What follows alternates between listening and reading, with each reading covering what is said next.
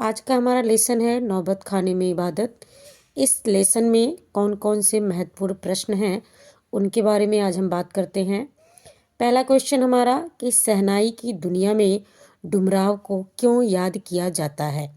शहनाई की दुनिया में डुमराव को क्यों याद किया जाता है, तो इसका एक आंसर है कि यहाँ पर विश्व प्रसिद्ध शहनाई वादक उस्ताद बिस्मिल्लाह खां का जन्म हुआ था तथा डुमरांव में सोन नदी के किनारे नरकट नामक घास पाई जाती है और इसी नरकट से रीड बनाई जाती है जिसका प्रयोग शहनाई बजाने के लिए किया जाता है। इस प्रकार शहनाई और डुमराव एक दूसरे के लिए उपयोगी हैं। उस्ताद बिस्मिल्लाह खां के परदादा उस्ताद सलार हुसैन खां डुमराव के निवासी थे। दूसरा प्रश्न है हमारा, बिस्मिल्लाह खां को शहनाई की मंगल ध्वनि का नायक क्यों कहा जाता है। तो बिस्मिल्लाह खां को शहनाई की मंगल ध्वनि का नायक इसलिए कहा जाता है क्योंकि शहनाई तो स्वयं में ही मंगलकारी वाद्य है। इसे मांगलिक अवसरों पर बजाया जाता है। अब तक जितने शहनाई वादक हुए हैं उनमें उस्ताद बिस्मिल्लाह खां का नाम सर्वोपरि है। उन्हें नायक की उपाधि प्राप्त है।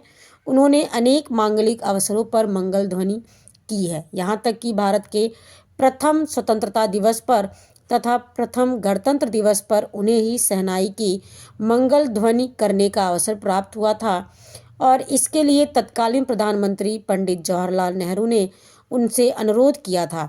बिस्मिल्लाह खां शहनाई की मंगलकारी ध्वनि के नायक ही हैं, इसीलिए उन्हें शहनाई की मंगल ध्वनि का नायक कहा जाता है।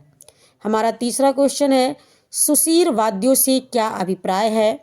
शहनाई को सुसीर वाद्यों में शाह की उपाधि क्यों दी गई होगी।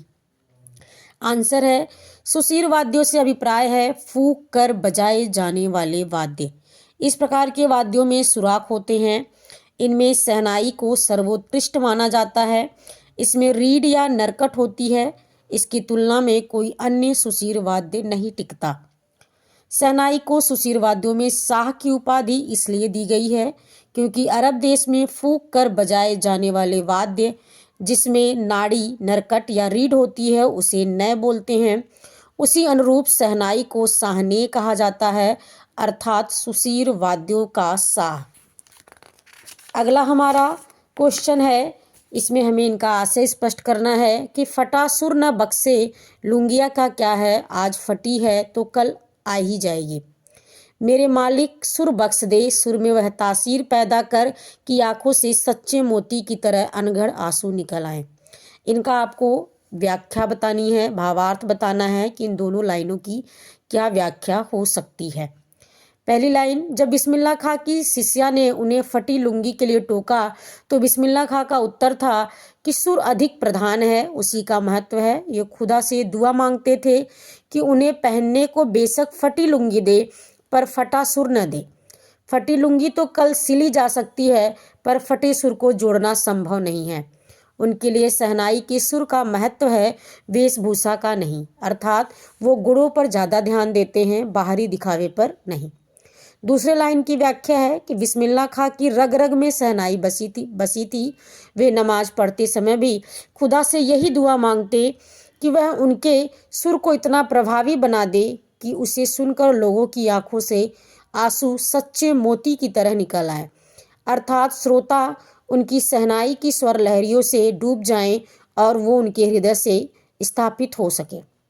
अगला हमारा क्वेश्चन है कि काशी में हो रहे कौन कौन से परिवर्तन बिस्मिल्लाह खां को व्यथित करते थे।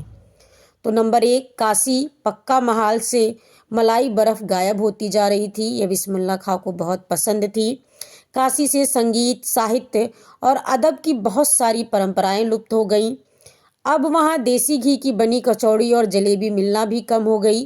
बिस्मिल्लाह खां को कुलसुम हलवाइन की कचौड़ी बहुत याद आती है और अब संगीतकारों के लिए गायकों के मन में कोई आदर नहीं रह गया है। घंटों रियाज करने वाले संगीत साधकों की अब काशी में कोई कद्र नहीं रही। कुछ प्रश्न ऐसे भी हैं जिन्हें देख लें हम कि पाठ में आए किन प्रसंगों के आधार पर आप कह सकते हैं बिस्मिल्लाह खां मिली जुली संस्कृति के प्रतीक थे। वे वास्तविक अर्थों में एक सच्चे इंसान थे। अब यहाँ पर आप आंसर में लिख सकते हैं बिस्मिल्लाह खां मिली जुली संस्कृति अर्थात चाहे वो हिंदुओं का त्यौहार हो चाहे मुसलमानों का त्यौहार हो, दोनों त्योहारों में बड़ी आस्था के साथ बिस्मिल्लाह खां शहनाई बजाया करते थे। वो किसी भी त्योहार में भेदभाव नहीं करते थे।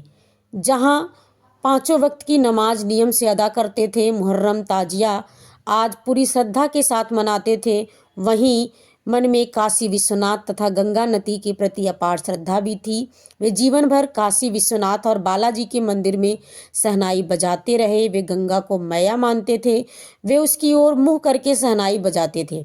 बिस्मिल्लाह खां काशी में होने वाले संगीत आयोजनों में हनुमान जयंती पर 5 दिनों तक चलने वाले शास्त्रीय गायन वादन में भी सम्मिलित हुआ करते थे। इस तरह हम देख सकते हैं कि बिस्मिल्लाह खां हिंदू और मुस्लिम संस्कृति में किसी भी प्रकार का भेदभाव नहीं करते थे। हमारा अगला क्वेश्चन है कि बिस्मिल्लाह खां के जीवन से जुड़ी उन घटनाओं और व्यक्तियों का उल्लेख करें जिन्होंने उनकी संगीत साधना को समृद्ध किया। तो इसमें तो हम सबसे पहले उनकी जो मामा थे, बिस्मिल्लाह खां के दोनों मामा सादिक हुसैन और अली बख्श का नाम ले सकते हैं।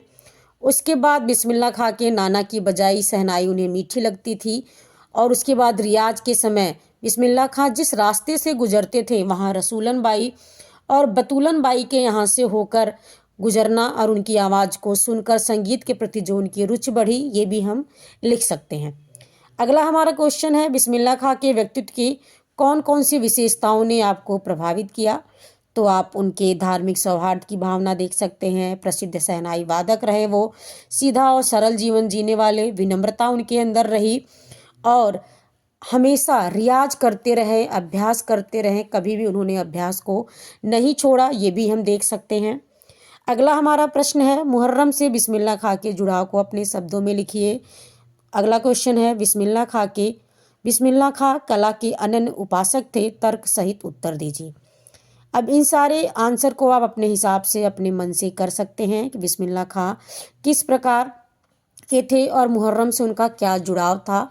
ये आप पाठ के आधार पर लिख सकते हैं कि मुहर्रम मुस्लिम का एक पर्व माना जाता है और बिस्मिल्लाह खां अब अन्य शिया मुसलमानों की तरह हजरत इमाम हुसैन एवं उनके वंशजों के प्रति पूरे 10 दिनों तक शोक मनाते।